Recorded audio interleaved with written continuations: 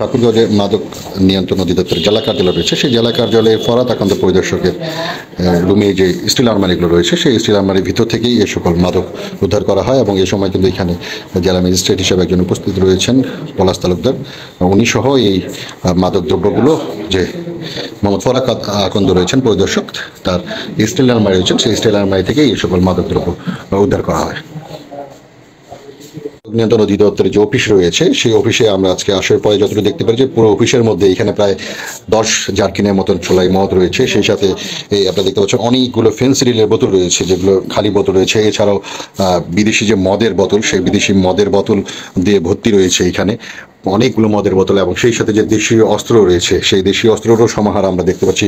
ঠাকুরগাঁও যে মাদক নিয়ন্ত্রণ অধিদপ্তরের যে অফিসটি রয়েছে, যে অফিসটি ঠাকুরগাঁও শহরের বসিরপাড়া এখানে অবস্থিত, এই অফিসে আমরা আজকে আসার পর যতটুকু দেখতে পাচ্ছি পুরো অফিসটিতে জুড়েই কিন্তু এই যে মাদকের বোতল এবং দেখা যাচ্ছে যে চোলাই মদ, সেই সাথে দেশীয় অস্ত্র দিয়ে কিন্তু একটি গুডাউনের মধ্যে রয়েছে। এবং আমরা যতটুকু অভিযোগ পেয়েছিলাম যে এই মাদক নিয়ন্ত্রণ অধিদপ্তরে যে কাউকে নিয়ে আসার পরে এখানে দেখা যাচ্ছে যে এইসব মাদক দিয়ে তাদেরকে ভয়ভীতি দেখানো হয় যে, এবং সেটি সিন্ডিকেট করানো হয় তাদের সাথে, যে যদি তারা রাজি না হয় তাহলে এইসব মাদক দিয়ে তাদেরকে চালান দেওয়া হবে। সেই ভয়ভীতি দেখানোর জন্যই আসলে এইসব রাখা হয়েছে এখানে। বিভিন্ন রকমের যে প্যাকেট রয়েছে অনেকগুলো, সেই সাথে আমরা যতটুকু দেখতে পাচ্ছি যে নেশা করার জন্য যে জিনিসগুলো রয়েছে সেই সবগুলোই কিন্তু এখানে রয়েছে। এবং দেশি অস্ত্র রয়েছে, যে হাজার হাজার এখানে বলা চলে যে ফেন্সিডিলের খালি বোতল রয়েছে, চোলাই মদ রয়েছে।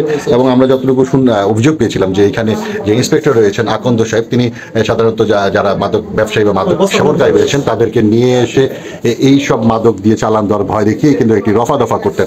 এমন অভিযোগের ভিত্তিতে আমরা আজকে মাদক নিয়ন্ত্রণ অধিদপ্তরের যে অফিস আছে সেখানে এসেছি। আসার পরেই আমরা আসলে এই মাদকগুলোর উপস্থিতি টের পাই। একটি কিচেনের মধ্যে, এখানে যে কিচেনটা রয়েছে সেই কিচেনের মধ্যেই কিন্তু এইভাবে এই ছড়াই ছিটানো রয়েছে এই যে মাদকের বোতলগুলো, সেই সাথে চলাই মদ, জার্কিনে চলাই মদ কিন্তু এখানে রয়েছে।